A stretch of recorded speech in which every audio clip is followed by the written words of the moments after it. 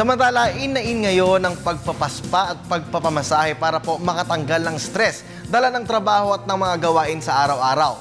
Isa po sa mga paborito rin ng marami ay ang tradisyonal na hilot na talaga namang nakakatanggal ng lamig at pagod.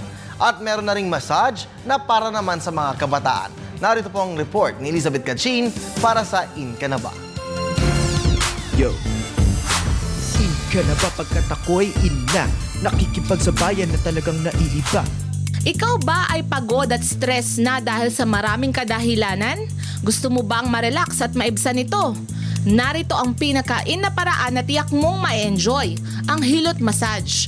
Ang hilot ay ang tradisyonal o makalumang paraan ng panggagamot na karaniwang ginagamitan ng dahon ng saging at lana o coconut oil na sinasabing siyang sumisipsip ng lamig sa katawan. Ang hilot massage is a hilot wellness. Ginagamitan ito ng banana leaves, coconut oil. Meron siyang negative ion na sumisipsip ng lamig sa likod. Matapos na ma-foot soak ang kanilang customer ay nila ang dahon ng saging na may lana. Ilalagay ito sa likod ng customer.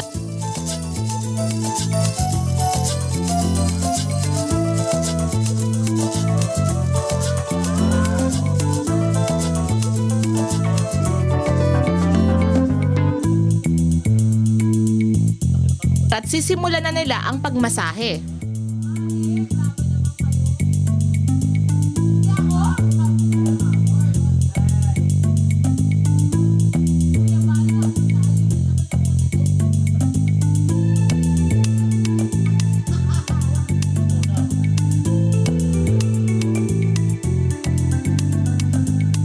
Mukhang nasarapan at naginhawaan nga si ate. At may isa pa tayong tampok sa segment na ito. Isa pang in ngayon na swak sa mga bata ay ang herbal hot pack massage. Dahil nga masyadong masigla at mahilig sa laro ang mga bata, madali silang mabalian ng buto o madali ring sumakit ang kanilang katawan. Ang herbal pack massage po, meron po kaming inilalagay na organic banana leaves, bluyan bilaw, at saka tanlad.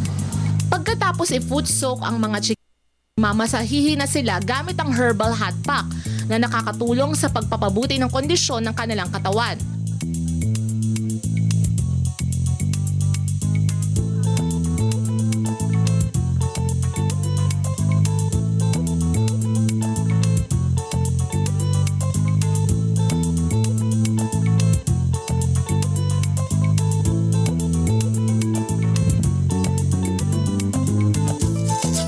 Halatang enjoy na enjoy ang mga chikiting.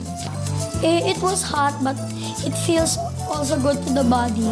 So when I slept and then I woke up, I feel better. So when I'm also sick, I ask my mom to always bring me to the spa. Really good. It's good to the body. It's good on the body.